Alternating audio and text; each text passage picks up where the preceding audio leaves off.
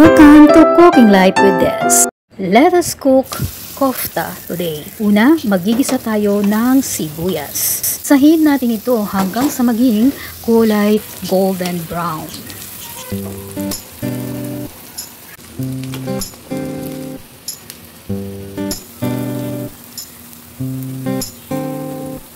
Kapag nagkulay brown na o golden brown, remove it from the oil. Tanggalin natin ito at ilagay sa isang lalagyan. Hayaan natin at iwanan natin ang mantika dahil ito ay ating gagamitin sa susunod na step ng ating pagluluto.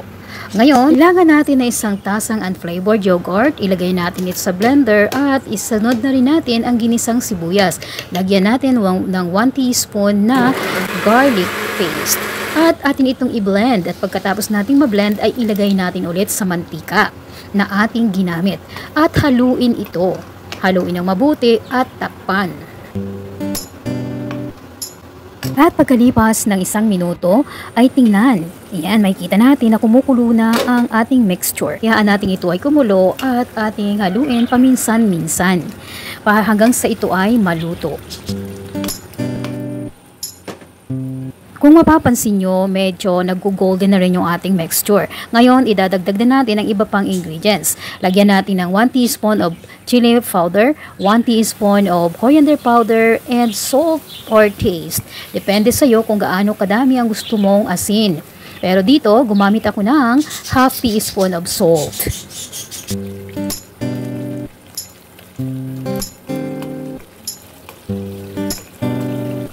Haluin natin mabuti at pagkatapos ay hayaan natin ito ay kumulo ng ilang minuto at takpan. At makalipas ang 1 o 2 minuto ay atin ulit tingnan. Ayan, makikita nyo o mapapansin nyo na humiwalay na ang mantika sa ating gravy. Ngayon, dadagdagan natin ito ng 1 basong tubig.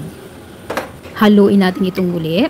At pagkatapos nating mahalo ay atin nang ilagay ang ating kofta or meatball. Ang meatballs na ito ay gawa sa karne ng baka. Ang tawag nila dito sa Pakistan ay kofta.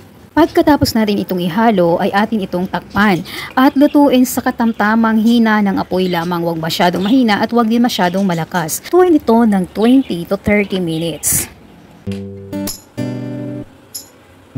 Pagkalipas ng 20 to 30 minutes ay atin itong tingnan. Ito makikita nyo, pagkalipas ng 20 minutes, ganito na ang nangyari. Kumunti na ang ating gravy kasi nga naluto na siya. Pero dahil karne ng baka ang ating ginamit, lulutuin pa natin ng another 5 minutes. At pagkalipas ng 5 minuto ay atin ulit tingnan.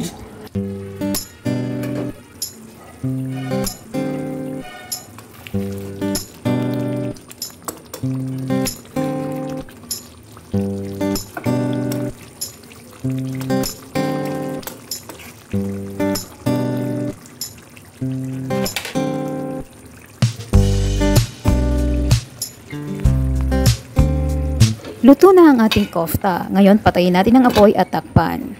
Bago natin ito i-serve, ay lagyan natin ng garam masala. Pwede rin kayong gumamit ng coriander leaves o kahit na anong klase ng garnish na gusto nyong itopping o i-garnish sa inyong niluto. This is all for today and thank you so much for watching. If you are new to my channel, please don't forget to subscribe, like, and share. See you on my next video. Enjoy your meal. Bye!